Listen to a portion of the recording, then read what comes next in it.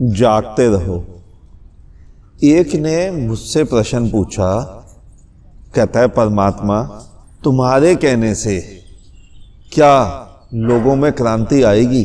कई लोग बोलते हैं कि इससे धार्मिक भावनाएं भड़केंगी, कुछ कहते हैं कि इससे सामाजिक सौहार्द बिगड़ेगा। इसके बारे में अपना क्या सफाई देते हो?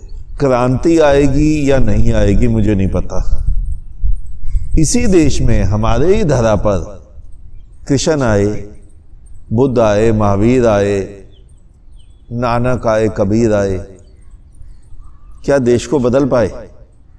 बदल गए होते तो आज तुम और हम ऐसे होते, वो भी नहीं बदल पाए। धर्म स्वयं को बदलने का नाम होता है। धर्म भेड़ों की भीड़ का नाम नहीं होता है। मैं बदला, तुम बदलना चाहो बदलो, नहीं बदलना चाहो मत बदलो। हाँ, अगर हम ये सोचें कि क्रांति आएगी, क्या लोग समझेंगे, अगर हम केवल इसी को समझ के टारगेट करके सोचें कि नहीं बदलेंगे तो घर बैठें,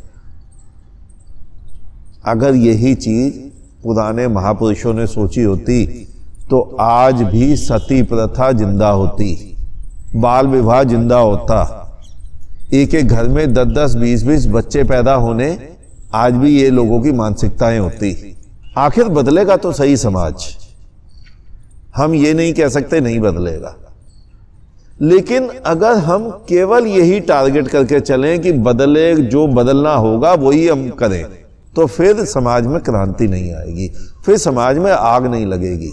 और मैं आग लगाने का ही काम कर रहा हूं। इतनी आग लगनी चाहिए चारों तरफ कि रोशनी रोशनी हो, लेकिन बाहर की वस्तुओं में नहीं, तुम लोगों के भीतर, मनुष्यों के भीतर आग लगनी चाहिए। तब समझ आएगा, तब ये पुराने जो पाखंड सबने पाले हुए हैं जलेंगे, अपनी ही आग से जलेंगे। मैं बुद्ध के बारे में पढ़ रहा था। बुद्ध के पास जब भी कोई नया व्यक्ति जाता था भिक्षु बनने, दीक्षा लेने, तो बुद्ध कहते थे कि पहले 3 महीने जाओ, शमशान में रहो। वो शमशान में क्या करने भेजते थे? क्योंकि बुद्ध के पास तो ऐसा कोई हिसाब किताब हमने पढ़ा ही नहीं कहीं कि बुद्ध किसी को साधना सिद्धि में लगाते थे शमशान में, जैसे आज के मूढ़ तांत्रिक लगाते हैं, भूत सिद्ध कर लो, प्रेत सिद्ध कर लो। उनको इतना भी नहीं पता भूत प्रेत है क्या, लेकिन शब्द सुने हुए हैं, मूर्खों की भीड़ है, मूर्ख बनाने वाला आगे बैठ जाता है और पीछे लग जाते हैं मूर्ख। तो वो केवल ये दिखाने चाहते थे कि अपने उस आग को देख देखकर अचानक तुम्हारे भीतर भी एक आग जल जाए, जिससे पुराने तुम्हारे जो संस्कार हैं, विचारधाराएं हैं, जो जो तुमने धर्म के नाम पर परंपराएं ढोई हुई हैं, अंधविश्वास ढोए हुए हैं, वो सब जल जाए, भस्मीभूत हो जाए। जब पुराना जलेगा तभी तो वहां कुछ नया लगा पाओगे। मैं तुम्हें तुम्हारे पुराने सभी धर्मों का खंडन करने की बात करता हूं कि इनको छोड़ दो। अगर धर्म बनाना है तो कुछ बुद्धिजीवी लोगों को लाओ, आज एक नया धर्म बनाओ। वो धर्म कैसा हो, समाज कैसा हो, कब तक इन पुराने पुराने पखंडों को, अस्थि पंजरों को ढोए रहोगे? मैं किसी एक धर्म की बात नहीं कर रहा हूं, मैं सभी की बात कर रहा हूं। मुर्दा घर में जब आदमी जिंदा होता है उसे रखते हैं, जब मुर्दा हो जाता है उसे जाके फूके आते हैं कि अब ये काम का नहीं है, और उसे फूक ही आना चाहिए, वरना घर में दुर्गंध फैलेगी, बीमारी फैलेगी। वही तो आज के समाज में हो रहा है। तो आग लगनी चाहिए, चारों तरफ आग लगनी चाहिए, भयंकर आग लगनी चाहिए, लेकिन मनुष्य के भीतर। आखिर एक समय तो ऐसा आएगा, ये 140-45 करोड़ जो हम लोग हैं, इनमें से अगर आधों के बीच में भी, हृदय में भी आग लग गई तो ज्यादा ही उजाला होगा, वरना तो धर्म के नाम पर कट मर रहे हैं, धर्म के नाम पर अपना अपना अहंकार पाले हुए हैं। अभी कुछ दिन पहले मैं गूगल में से मैंने एक फोटो निकाली हिटलर की, तो उस हिटलर की फोटो में भी जो सेना थी, उन सब ने हमारे ही हिंदू धर्म के सतिये का चिन्ह लगाया हुआ था। उसे भी किसी ने समझाया होगा कि अपने धर्म का, अपनी पार्टी का, अपनी सेना का ये चिन्ह ले, क्योंकि ये देश धार्मिक देश है, यहां से चिन्ह उठा, इसको अपना ट्रेडमार्क बना ले और धर्म के नाम पे सबको मरवा दे। विश्व युद्ध करा दिए उसने धर्म के नाम पर। तो आग तो लगनी चाहिए। और सामाजिक सौहार्द बिगड़ेगा। हो सकता है बिगड़े, लेकिन वो कैसे बिगड़ेगा? हिंदू मुसलमान नहीं लड़ेगा, सिख ईसाई नहीं लड़ेगा। एक वो आदमी वो आपके अगेंस्ट खड़ा होगा जो कहता है कि ये आडंबर बंद होने चाहिए, और दूसरा आदमी सामने वो बहस करेगा कि ये आडंबर चालू रहने चाहिए। लेकिन जो चालू रहने वाली भीड़ है उसमें केवल चुनिंदा नेताओं की भीड़ होगी, धर्मगुरुओं की भीड़ होगी। क्योंकि आखिर इन धर्मों से सबसे ज्यादा फायदा किसे हो रहा है? धर्मगुरु को, नेताओं को? बस आम जनता को तो इसका कोई फायदा ही नहीं हो रहा। आम जनता तो इसमें पिस रही है।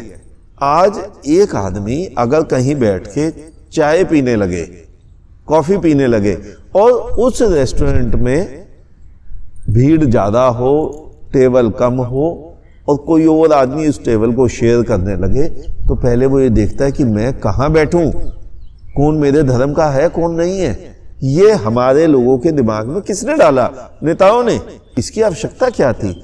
हम लोग प्लेन में जाते हैं, ट्रेन में जाते हैं, वहां ब्रेकफास्ट आता है, किसने बनाया, कौन लाया, हम देखते हैं?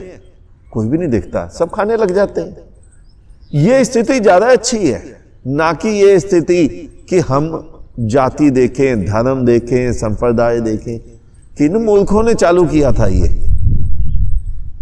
जिन किताबों में ये लिखा है वो किताबें तुम्हारे आज के लायक नहीं है, उन किताबों की होली जला देनी चाहिए। लेकिन नेता को चाहिए धर्म, लेकिन धर्मगुरु को चाहिए तुम्हारा धर्म। क्योंकि उस बेचारे की भूखे, नंगे, भिखमंगे, कामचोर, अनपढ़ गवार उसकी रोटी चल रही है।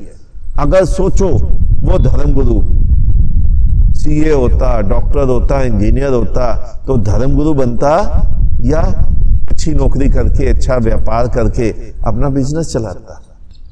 तो सामाजिक सौहार्द में हो सकता है क्रांति आए। एक तरफ धर्मगुरु और नेताओं की भीड़ हो, और दूसरी तरफ पूरा समाज होना ही चाहिए।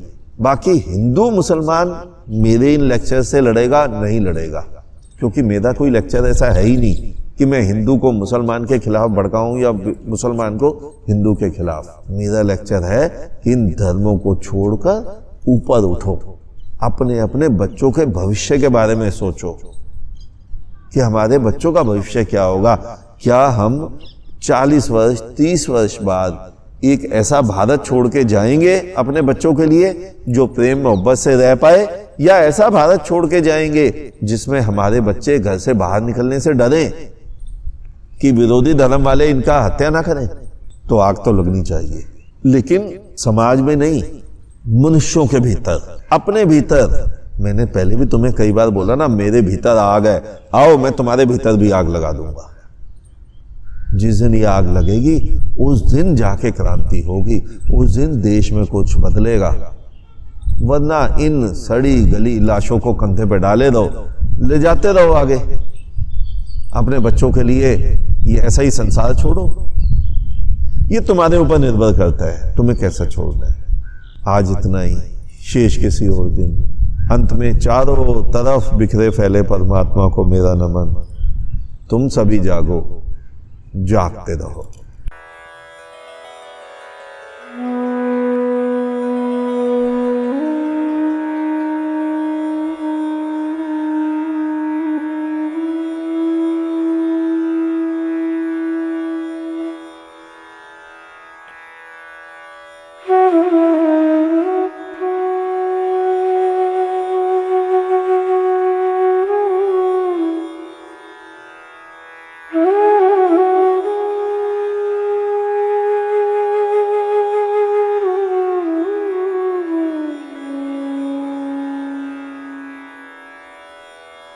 Mm-hmm.